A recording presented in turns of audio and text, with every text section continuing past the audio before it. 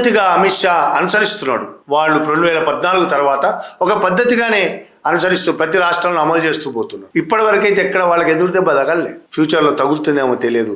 ఇప్పటికైతే తాజాది మమతా బెనర్జీ తాను బెంగాల్లో తనకు ఎదురులేదు అనుకున్నది. తను ఒక నియంతనే, తనకి ఇక ఎదురు లేదనుకున్నది, తనను ఎదిరించేవారు లేరనుకున్నది.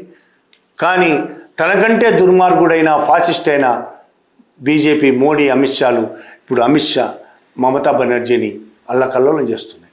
బెంగాల్ని అల్లకల్లోలం చేస్తున్నాయి. దాడులు జరుగుతున్నాయి, హింసలు జరుగుతున్నాయి, అక్రమ కేసులు పెడుతున్నారు, హత్యలు జరుగుతున్నాయి. ఇంకొక వైపు టీఎంసీ లేకుండా దుర్మార్గమైన అప్రజాస్వామికమైన కుట్ర జరుగుతుంది అక్కడ.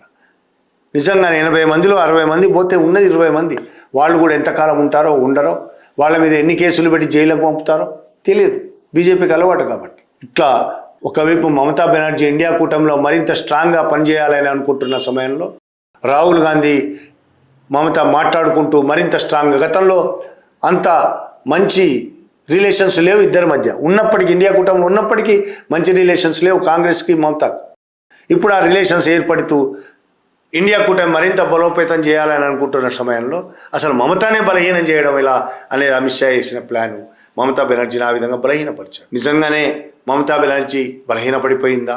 ఎమ్మెల్యేలందరూ పోతే ప్రజలందరూ, ఆమెకు సపోర్ట్ చేసిన ప్రజలందరూ, ఆ టీఎంసీకి సపోర్ట్ చేసిన వాళ్ళందరూ టీఎంసీకి దూరం అయ్యారా లేదా ఇప్పటికైతే తెలియదు. పోనీ 5 ఏళ్ల తర్వాత మళ్ళీ ఎలక్షన్లో తెలుస్తుందా? తెలియకపోవచ్చు. ఎందుకంటే ఎలక్షన్లో ఓట్లు వేసేది ప్రజలు కాదు. బీజేపీ ఎవరి ఓట్లు వేయాలో ఎవరు ఓట్లు వేయొద్దో బీజేపీ నిర్ణయిస్తుంది. కాబట్టి మళ్ళీ బీజేపీయే గెలుస్తుంది. బెంగాల్లోనే కాదు, అన్ని రాష్ట్రాల్లో అదే పని జరుగుతుంది. ఒకవైపు పార్టీలను బలహీనం చేయడం, పార్టీలు లేకుండా చేయడం, ఇంకొక వైపు తమకు ఇష్టమైన వాళ్ళే ఓట్లు వేసే విధంగా తమకు ఓట్లేని వాళ్ళందరినీ ఓటర్ లిస్టులో తీసేసే ప్రయత్నాలు జరగడం, ఇంకొక వైపు తమకు వ్యతిరేకంగా గెలిచిన వాళ్లపైన ఈడీలు, సిబిఐలతో దాడులు చేయించి బ్లాక్మెయిల్ చేస్తూ తమ వైపు లాక్కోవడం, ఇట్లా అనేక పద్ధతుల ద్వారా భారతదేశంలో తమ బలాన్ని మరింత అక్రమ పద్ధతుల్లో పెంచుకోవడానికి బీజేపీ ప్రయత్నం చేస్తున్నది. అందులో తాజా ప్రయత్నం బెంగాల్.